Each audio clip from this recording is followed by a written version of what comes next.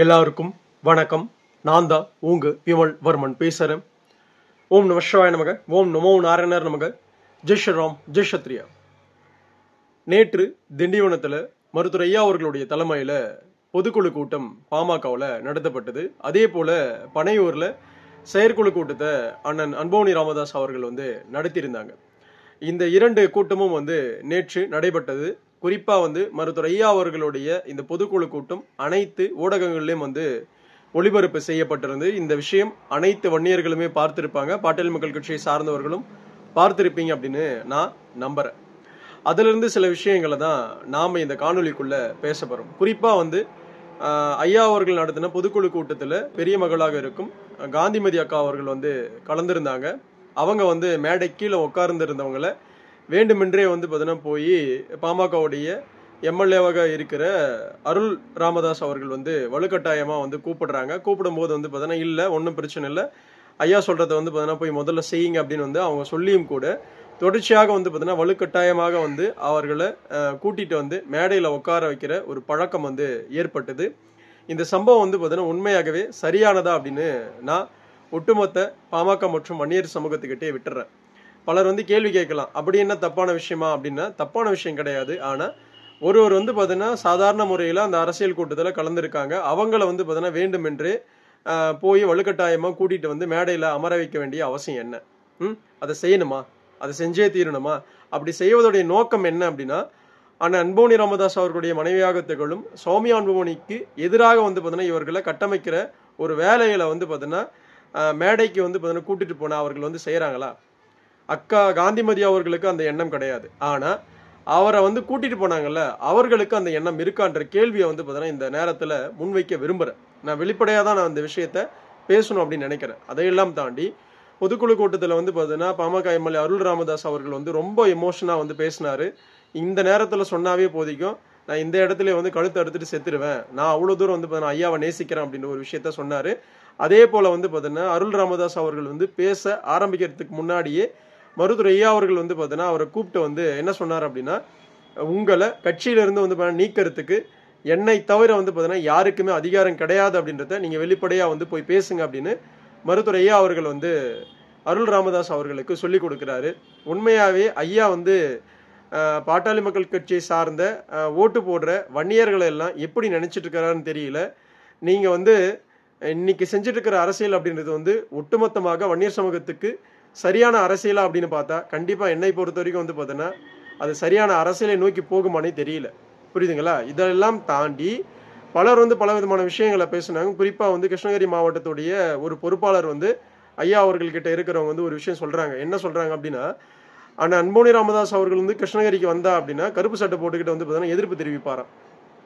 இதெல்லாம் என்ன மாதிரியான பார்த்தீங்கன்னா பேச்சு? கேவலமா இல்லையா? ஐயா யாரு, ஆனா அன்போனி ராமதாஸ் அவர்கள் யாரு? என்ன மாதிரியான பேச்சு? இப்படி எல்லாம் பேசுறதுக்கு பார்த்தீங்கன்னா உங்களுக்கு எல்லாம் எப்படி வாய் வருது? இங்க பிரச்சனையை பார்த்தீங்கன்னா தீக்கிற இடத்துல இருப்பீங்கன்னு பார்த்தா இந்த பிரச்சனையை பார்த்தீங்கன்னா மேலும் மேலுமாக எரியிற எண்ணெயில பார்த்தீங்கன்னா இன்னும் எண்ணெயை ஊற்றி கபகபன்னு பார்த்தீங்கன்னா எரிய வைக்கிற ஒரு வேலையைத்தான் மருத்துவர் ஐயா அவர்களுடைய கூட இருக்கிறவங்களும் பண்றாங்க. அதையெல்லாம் தாண்டி ஆனா அன்போனி ராமதாஸ் அவர்களுடைய பின்னாடி இருக்கிற பொறுப்பாளர்கள் பண்றது கிடையாது. ஊடக பேரவை சார்ந்தவர்கள் பண்றாங்க அப்படின்னு நம்ம பலமுறை வெளிப்படையாக சொல்லியிருக்கோம். அதே போலதான் இரண்டு தரப்புல இருந்து இந்த விஷயங்கள் தொடர்ச்சியா பேசப்பட்டுட்டே வந்துட்டு இருக்கு.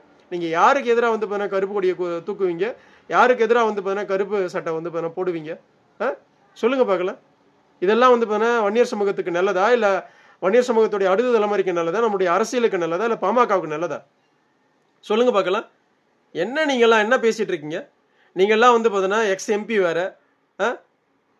என்ன என்ன பேச்சு இதெல்லாம் என்ன மாதிரியான பேச்சு? இதெல்லாம் தாண்டி பாமகவில் பார்த்தீங்கன்னா மாற்று சமூகத்தை சார்ந்த பார்த்தீங்கன்னா ஒரு ஐயர் சமூகத்தை சார்ந்தவர் பேசுறாரு.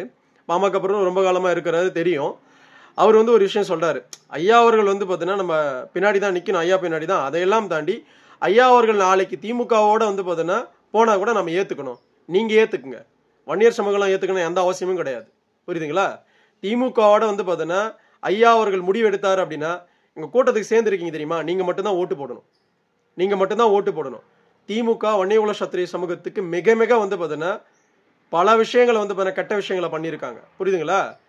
அதையெல்லாம் மறந்தெல்லாம் பார்த்தீங்கன்னா ஒருபோதுமே பார்த்தீங்கன்னா மானமுள்ள ஒரு வன்னியன் மானமுள்ள வந்து பார்த்தீங்கன்னா பாட்டாளி மக்கள் கட்சியை சார்ந்தவன் வந்து ஒருபோதுமே திமுகவுக்கு ஓட்டு போட மாட்டான். புரிஞ்சுங்களா? ஐயா அவர்கள் வந்து கையை நீட்டிட்டா, திமுக பக்கம் கை நீட்டாருன்னா அவர் மட்டும்தான் நிக்கணும். அவருக்கு பின்னாடி வந்து நீங்க நிக்கிறீங்கன்னா நீங்கெல்லாம் உட்காந்து ஏதாவது பண்ணிட்டு இருங்க. புரியுதுங்களா? ஒட்டுமொத்த வன்னியர்களும் வந்து திமுகவுக்கு ஓட்டு போடணும் எந்த அவசியமும் கிடையாது. 4 ஆண்டுகளாக வந்து 10.5% வந்து குப்பையில போட்டுட்டு இன்னைக்கு வரைக்கும் வந்து திமுக வன்னியர்களை வந்து ஏமாத்திட்டு தெரியுது. இதெல்லாம் வந்து வன்னியர்கள் மறக்கணுமா? எவ்வளவு கேஷுவலா வந்து சொல்றீங்க. ஐயா அவர்கள் வந்து யாரை கை கட்டினாலும், ஐயா அவர்கள் வந்து திமுக கை காட்டினாலும், திமுக கை காட்டினா நீங்க ஓட்டு போடுங்க. வன்னியர்கள் ஓட்டு போடணும் எந்த அவசியமும் கிடையாது. புரியுதுங்களா? என்ன மாதிரியான அரசியலை வந்து செய்யறீங்க? வன்னியர்கள் போல வந்து முட்டாள்கள் நினைச்சிட்டு இருக்கீங்களா? வன்னியர்கள் அவனும் கேள்வி கேட்க மாட்டான்னு நினைச்சிட்டு இருக்கீங்களா? நாமளும் வந்து இந்த பிரச்சனையை வந்து வெளிப்படையா பேசக்கூடாதுன்னு போனா என்ன மாதிரியான பேச்சு இதெல்லாம்? என்ன மாதிரியான பேச்சு இதெல்லாம்?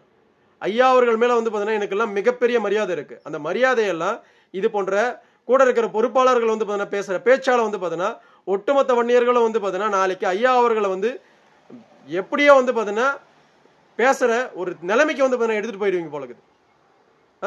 பொறுமையா வந்து எல்லாரும் போயிட்டு இருந்தா பிரச்சனையை வந்து முடிக்கணும்னு பார்த்தா இவர் வந்து கருப்பு சட்டை போடுவாரா, நான் கழுத்து இருப்பன்றாரு. என்ன நன்மையை வந்து ஒண்ணு சேர்றதுக்கு வந்து இதெல்லாம் செய்யுங்க. ஒன்னா நிக்கணும்னு வந்து செய்யுங்க.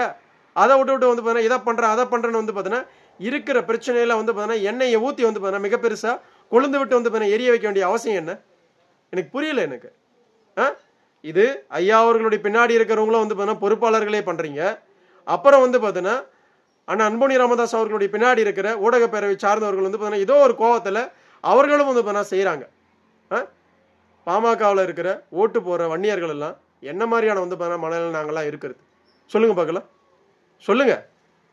அப்போ வன்னியர்கள் எல்லாம் வந்து ஒட்டுமொத்தமா வந்து வேற கட்சிக்கு போயிட்டுமா? இவர் சொல்றாருல ஒருவர் வந்து திமுகவே நாளைக்கு கை காட்டினா கூட திமுக பின்னாடி போயிடணும் அப்படின்னு சொல்றாருல்ல. நான் இன்னொன்னு கேட்கிறேன். சரி, இப்பவே வந்து திமுக பக்கம் போயிட்டா நீங்களாம் ஏத்துப்பீங்களா? ஐயா எனக்கு வேணாம், ஐயா தான் வந்து நாளைக்கு வந்து திமுக கை நீட்ட போறாருல, நாங்க திமுக பக்கம் போயிடறோம் அப்படின்னு வந்து பாதி பேர் கிளம்பிட்டானா ஒத்துப்பீங்களா? என்னது இது? இந்த சமூகத்தை வந்து இதுதான் வந்து அரசியல் படுத்துற வேலையா? இதான் வந்து அரசியல் படுத்துவதற்கான சரியான விஷயமா? நான் கேட்கிறேன். நான் மறுபடியும் சொல்றேன்.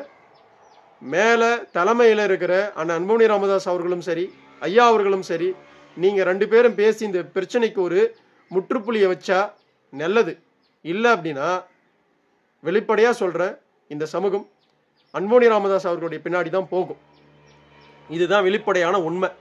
ஏன் இதை நான் வந்து சொல்றேன் அப்படின்னா 40 ஆண்டுகளுக்கு முன்பாக மருத்துவர் ஐயா அவர்களும் வந்து இதே இளமையில இருக்கும் பொழுது அன்னைக்கு இந்த சமூகத்துடைய பெரும் தலைகள்லாம் இருந்தாங்க. ராமசாமி படையாச்சாரு, மாணிக்கவேல் நாயக்கர், வன்னி அடிகளாரு, இன்னும் வந்து எஸ் நடராஜன் அப்படின்னு ஏகப்பட்ட பேர் இருந்தாங்க இந்த சமூகத்துல மிகப்பெரிய வந்து ஆளுமைகளாக.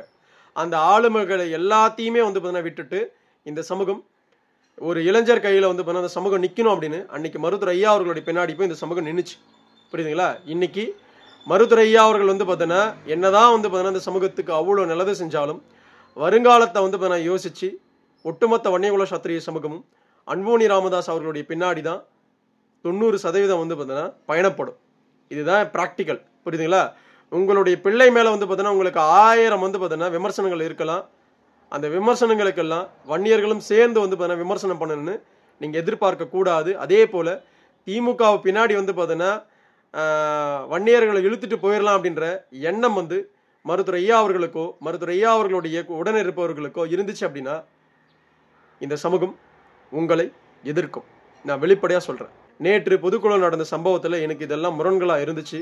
மற்றபடி வந்து மருத்துவர் ஐயா அவர்கள் மீதோ வந்து யார் மீதும் வந்து தனிப்பட்ட முறையில வந்து விமல்வர்மனுக்கு எப்பொழுதுமே வந்து விமர்சனம் இருந்ததே கிடையாது.